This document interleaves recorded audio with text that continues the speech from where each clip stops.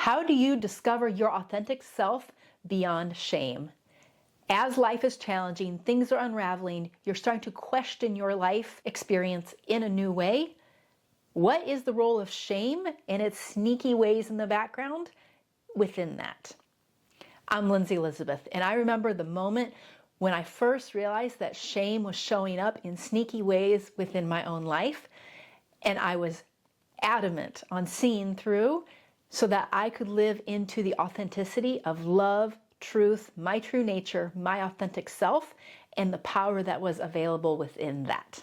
In this video, we're going to talk about shame in its sneaky ways, how shame is actually keeping you from your authentic self and its power, and then what are your next steps forward.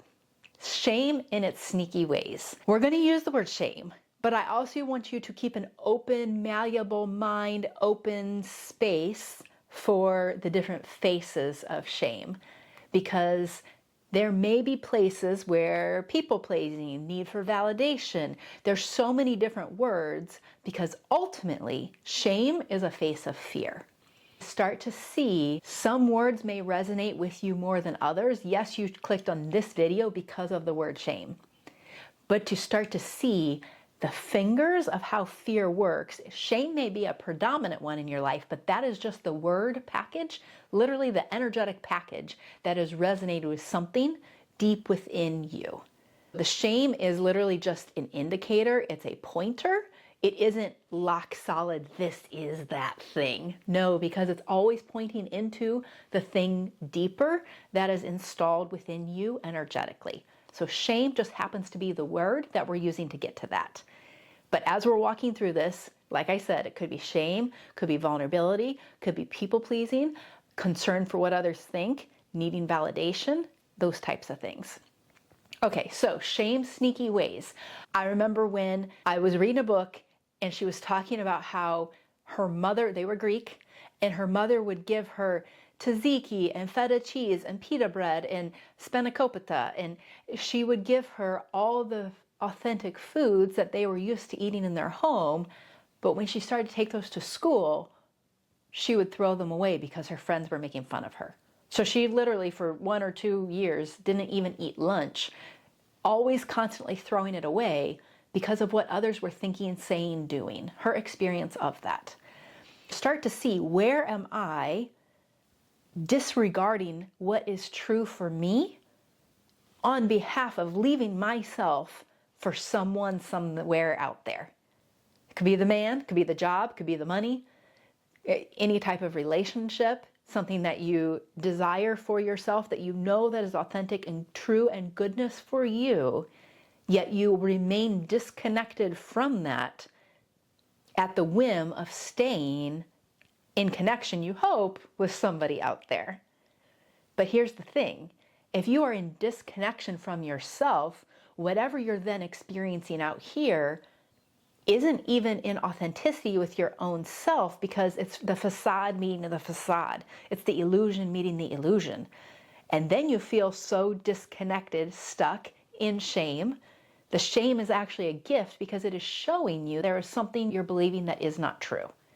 There is something in that experience that is a facade, that is an illusion, and it's drawing you into starting to understand what is actually operating in the background. Because it isn't just shame, it's that it's causing you suffering. Name that. Powerfully name that for yourself. If you were not in suffering of some variety, you would not be spending your time watching this video. You'd be experiencing your life. You'd be running, playing, cooking, talking to your friends, like whatever it is that is authentic and true for you, but somewhere along the way you are disconnected from authenticity and you're hungry for it. You are awakening to something new that is available for you, and it has always been available for you, because the thing that is true inside of you, your authentic self, it has always been true. You're just simply wanting to reconnect with it, access it, and then what are the authentic actions from that place? Do you want to paint, but you always get made fun of for painting? I always wore colorful clothes. When I was married, my husband would make fun of me for wearing colorful clothes. It's just so authentic to me. Go look at my channel, look at my thumbnails. Like, it's just authentic to me. It's part of my expression. But then when someone else was making fun of me for it, for a time I bought into that. Because that must not be good, because I'm experiencing that resistance out here somewhere. Oh, but that resistance, if I didn't care, if it wasn't a thing, it would just be like, oh, and you just moved on.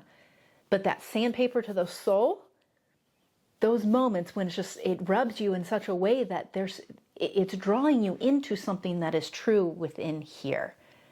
Because in this interface, in this experience, it's off somewhere. Because how reality works is it's always you first. Your reality starts right here at the energetics of you, who you take yourself to be.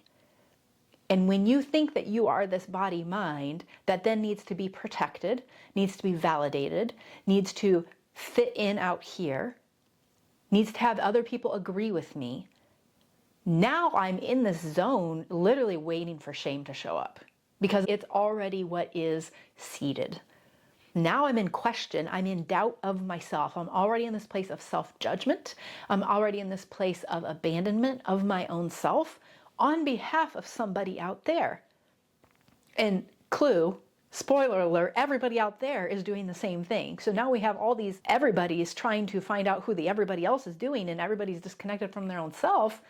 And we wonder why we have a world of cacophony, chaos, disruption, pain, suffering, because we're disconnected from the truth of who we are. Really powerfully start to see how these antics are in play, because this reality is a projection. You first, then from this place, I'm going to, through this body, through this mind, experience the reality out here. I'm going to receive, I'm going to give information. That happens first. I'm going to give the information energetically. That information is then out here, creates the reality, and that is then what informs and comes back to me. But it started here. We're so conditioned that we think that it starts out there, and then it comes to us and we have to deal with it. It's just not the way it works. As I'm out here and trying to experience things, and I'm in question, I'm in doubt, I'm available for shame in the experience, in that continued experience, because I'm not connected to the truth of who I am. And the truth of who I am is I am this awareness in which all realities arise, the potent potential of consciousness itself, the infinite. Love, joy, peace, expression, expansion, your true nature. That is the truth of who you are. As you're starting to go through this, you're becoming intimate within. Even as you're just listening to this and thinking through, it's like starting to see through the illusions and come into truth. If this is resonating, I've created a powerful but very simple tool to help you start to give language to some of the places that you may be seeking that affirmation, that validation, that is just an open door for shame to be occurring. Where are you throwing your sandwich away when that's the sandwich that you actually want to eat? Because someone else might make fun of you and you're no longer on your own behalf and you're against somebody else. That somebody else is actually you. To come home to the truth of who you are, back to intimacy within checklist. Grab it and give yourself some language. Help yourself, help yourself. As we've been talking about, shame then is really the invitation into you helping yourself reconnect with your authenticity, your authentic nature, the truth of who you really are. It does not seem like the truth of who you are as awake awareness in which all realities arise, including this body-mind. It doesn't seem like that's going to do anything.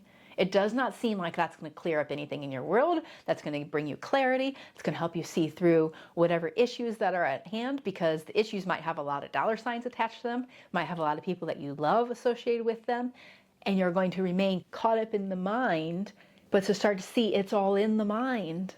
The ideas, the thoughts, the attachments that are created up here. And when I start to see the truth of what's actually true and I sever those attachments, I'm coming into my true nature. And when I'm in my true nature, that place of authenticity, that is where all of the potential is. We think that the potential is out there. Oh, I'm going to get that opportunity. I'm going to get that job. I'm going to be with that person. I want that friend. It seems like they because they have XYZ attachments to them. That job means that much about me, my status, my bank account, what I can do, vacations I can take, places I can go. But again, spoiler alert, the thing is if you remain at this place of having this shame, this fear frequency installed within you, that is going to be the way that you experience these things out here, regardless of what those things are. The mind is going to upsell you all the time. The mind is going to make you think the man, the job, the money is going to give you the thing that you actually desire. But by the time you get those things, if you're at the same level of energy, you haven't gotten anywhere. In fact, you've gotten more confused because it didn't give what it promised. So to see through the antics and come home to your authentic self is where everything is at.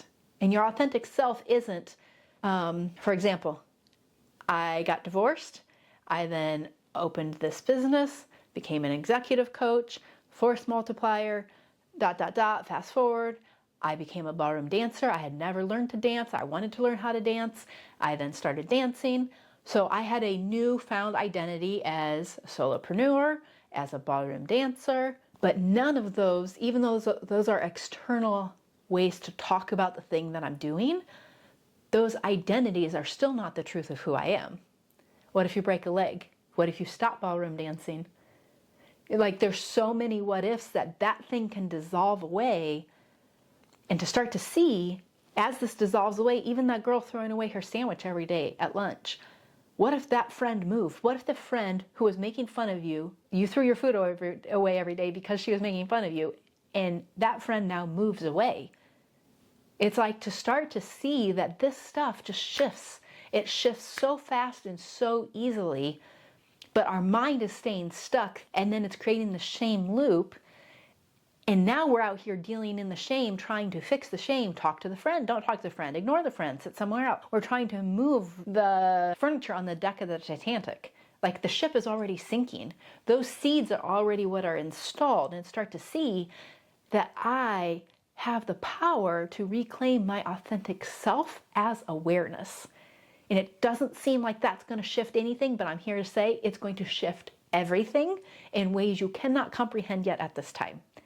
It is so freaking profound to come into the consciousness of your consciousness, to come into the awareness of your awareness, to know yourself as that and not in the mind, though I'm giving you language to get into the mind to then draw you into your heart with an invitation, but it's to energetically shift and know yourself as that. I encourage you to grab the tool of Intimacy Within checklist. Ask yourself those questions. See through the simplicity of your own life into your own life. And allow truth to reveal, because truth is alive and love is scintillating.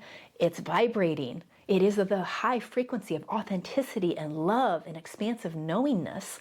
In this shame, it's at the cacophony of fear and the frequency of fear. And that's why it freaking doesn't feel good. You can feel that emotion. You can feel the constriction. And your soul is like, no, that's not what's actually true. What is actually true is I can feel what is actually true. Start to trust truth as trustworthy. Using this information, push into the edges of your own reality. Start to dance with this. See what's actually true.